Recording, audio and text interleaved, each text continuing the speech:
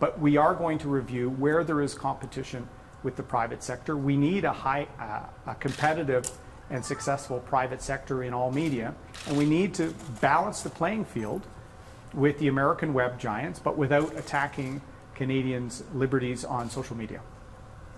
Abigail Beeman, Global News. Your platform promises the most spending and investment right up front, and then also to balance the budget in 10 years. Can you guarantee that after those first few years there won't be cuts coming to Canadians? We want to help Canadians. We want to help get all people back to work in all sectors and in all regions.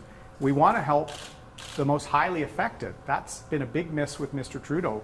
There are thousands of small and medium-sized businesses in hospitality, tourism, restaurants hanging on by a thread.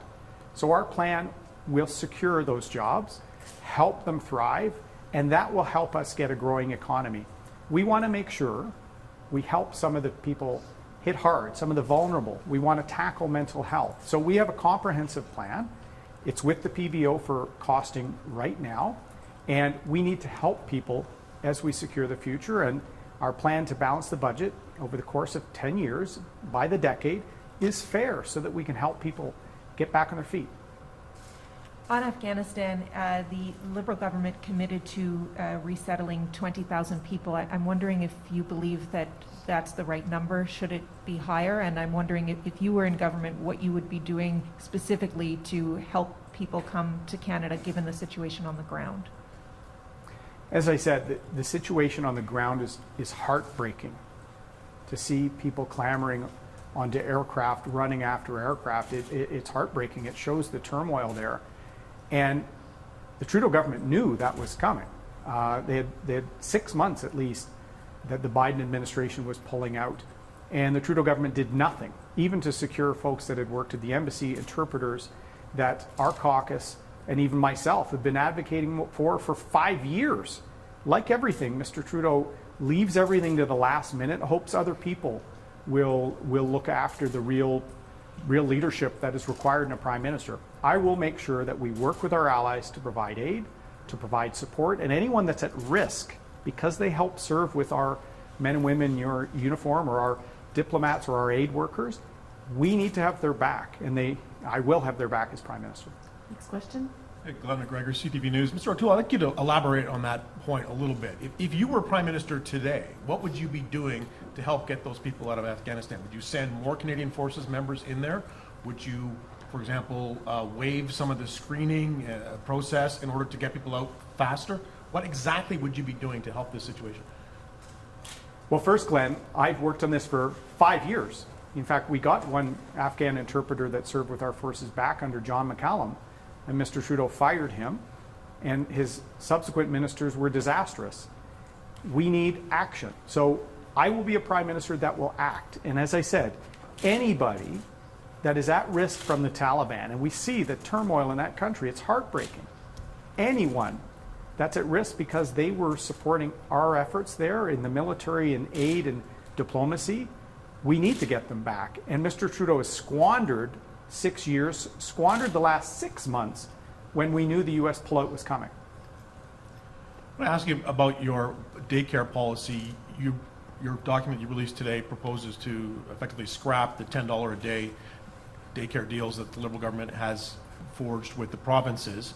Those programs have been very popular in Quebec, and you replace it with a tax credit so that people would families would have to put up as much as some places over $2,000 a month per child, and then at tax time get the money back. Is that really the best way to go? Could you explain the thinking there? We're going to help all parents, immediately, not some 6 years from now.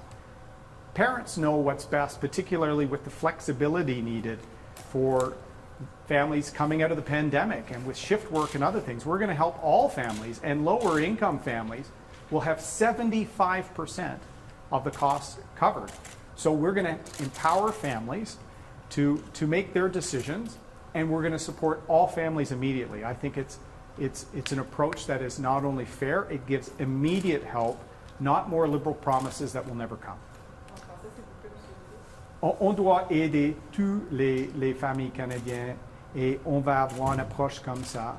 C'est dans notre plan pour le rétablissement du Canada. On va donner plus d'assistance pour les familles plus vulnérables. On va payer 75% de leur coût pour la garderie. Et on va aider toutes les familles canadiennes et québécoises immédiatement. Pas une promesse pour un autre 5 ou 6 ans. On doit aider toutes les familles maintenant. On doit respecter les familles et leurs décisions. Next question. Chris Seller from the National Post. You say you've been working on this problem of trying to help our friends in Afghanistan for months. I'm wondering, what do you attribute this painfully slow progress to? Is it a lack of will? Is it a lack of intelligence in the government, in the bureaucracy? What do you think are the root problems here? A lack of leadership by Mr. Trudeau, and he sets that tone for his ministers. As I said, this is heartbreaking for veterans. I've been hearing from veterans in recent weeks, some of whom who feel they've left part of themselves in that country. They want to make sure interpreters and contractors are taken care of. I personally handed Minister Hussein a letter from someone that was at risk that came to me from a veteran. Nothing happened. Even interpreters that served with Minister Sajan, completely forgotten. There's no leadership. As I said, we have a prime minister and a Liberal government that is very good at scripted announcements and photo ops. They never deliver. And it's heartbreaking to see what's happening in Afghanistan. And military families, it's our longest mission. The Afghanistan war was the longest Canadian Armed Forces mission. There is a sense of heartbreak. And so we will act. We will not just talk. We will act. And I think we need to help anyone that's at risk because they help support Canada. Was the mission worth it, do you think? It is always worth it to stand up for dignity of other people. It is always worth it to stand by our values at home and abroad. Canada is the country of Vimy Ridge, of Juno Beach, and of Kandahar. And I think all Canadians want us to play a role in humanitarian assistance right now. Aid, we have been a large aid supporter, but the failure of leadership by Mr. Trudeau, particularly in the last 6 months, when veterans have been reaching out, NGOs, there's other groups that are worried about people on the ground there. There's been no action until some photo ops before the election and a 3-day application process. It's unacceptable. Canadians deserve leadership. Canadians deserve a plan. Our plan for the recovery is here, and my track record leading in uniform in the private sector in government is exactly what we need. Les Canadiens et Canadiennes méritent un vrai leader, expérimenté et avec un plan. On doit aider les interpréteurs et les gens sur le terrain en Afghanistan immédiatement. Malheureusement, M. Trudeau a fait rien 6 mois avant la triste situation sur le terrain maintenant. Nous sommes un pays fort. On doit se tenir debout pour nos valeurs chez nous et à travers le monde, à côté de nos alliés. Nous sommes le pays de Vimy Ridge, la crête de Vimy, et aussi de Kandahar. Et on doit aider les Afghans maintenant. Next question. Ian Bailey, Globe and Mail. Mr. O'Toole, what are you going to say to voters who look at the last page of the platform and see that this is not being costed by the PBO? Are you concerned about any surprises coming once that group takes a look at this and tries to come up with some figures? It is being costed by the PBO right now, Ian. Mr. Trudeau called a snap election. We have been engaging with thousands of Canadians, putting forward Canada's recovery plan, our 5-point plan to secure the future. And we know it will kickstart an economic recovery for all Canadians in all parts of the country. And as soon as we could get it to the PBO for costing, we did. It wasn't available prior to an election. And we will be releasing an updated edition with the PBO's costing. As I said, our 5-point plan will get us back to balance over the course of the next decade, but we're going to help get the country back on its feet. And Quebec is a key electoral battleground in this election. The Premier there has been very happy with the Liberal childcare plan. Do you think you're taking a risk by promising to scrap it all? I have a lot of respect for Premier Legault. We've had good meetings on a range of subjects. I've appreciated his leadership throughout the pandemic. Quebec has long had a program there. We will always respect provincial jurisdiction. Our approach will also help all families across the country, including in Quebec. Right now, when we form government, it will help all families and it will respect the decisions of families and help the less fortunate. En français, s'il vous plaît. J'ai beaucoup de respect pour le Premier ministre Legault, particulièrement son leadership pendant la pandémie. Je vais toujours respecter les champs des compétences des provinces, incluant le système de la garderie au Québec. Ça fonctionne très bien là-bas et je vais travailler avec toutes les provinces sur les enjeux importants pour les familles et je vais aider toutes les familles québécoises avec notre programme et on va cibler l'assistance pour les familles les plus vulnérables. Prochaine question. Oui, bonjour, Laurence Martin de Radio-Canada.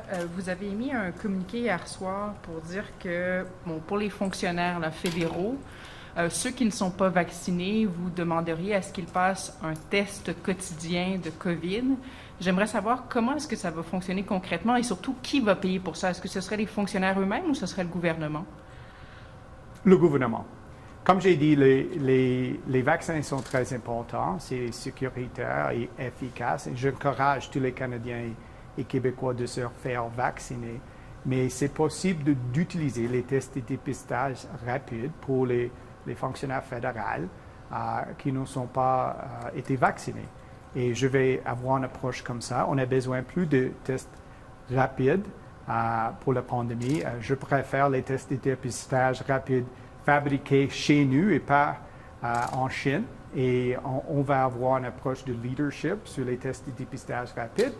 Et on doit avoir une approche raisonnable et équilibrée tout en respectant les décisions des Québécois sur leur propre santé.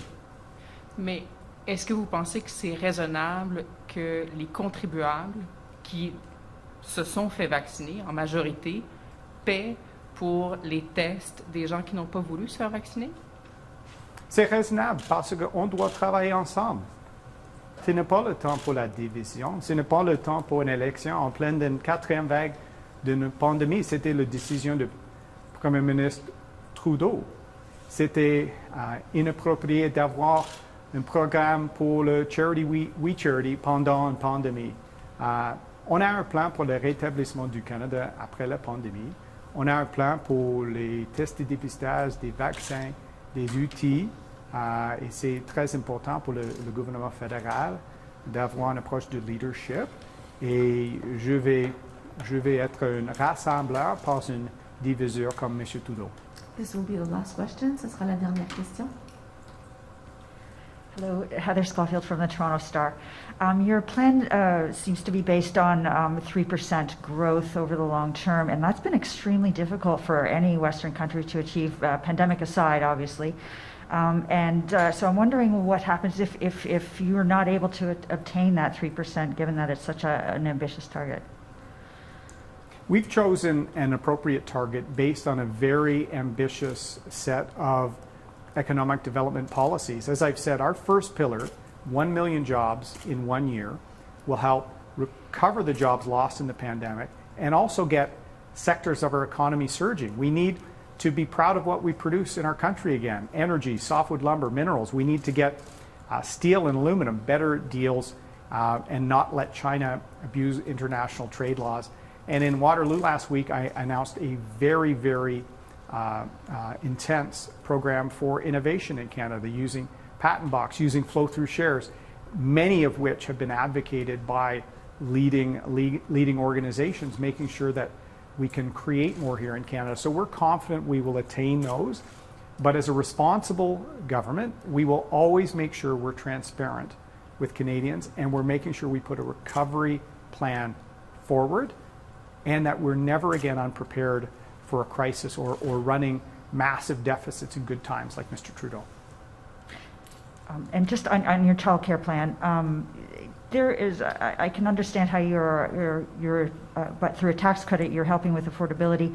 But how do you address the supply issues and the labor participation issues for women in the workplace, and also the fact that so many caregivers are underpaid? We have to have more flexibility, more options, and more immediate help for all families. That's what our plan does. We're going to help all families immediately. And some of the lower income levels will actually get 75% of costs covered. And it will also fit the needs of people that are on shift or non-traditional hours. We need to give parents as much flexibility as possible. We will look to parents to make the best decisions. And our plan is very ambitious because we do need to help families get back on their feet. We do need to see the losses for women in the workforce regained. This will help do it. Also, our pillar on the 1 million jobs, helping the highly impacted sectors like hospitality, travel, tourism, many of which run by female entrepreneurs. I've met with those groups. So we want to help all Canadians, and this plan will do that. On doit aider toutes les familles canadiennes, toutes les familles québécoises, et on doit aider les secteurs les plus touchés par la pandémie, comme les restaurants, l'hôtellerie, les autres. Il y a plusieurs des femmes qui sont des femmes d'affaires dans les secteurs comme ça. Et avec notre programme pour la garderie, on va aider toutes les familles immédiatement. Et c'est un plan juste. Et avec une relance économique, on va voir une reprise pour toutes les familles canadiennes. Merci beaucoup. Thank you very much. Merci beaucoup. Can you just tell us a bit about the cover? Tell us about the cover.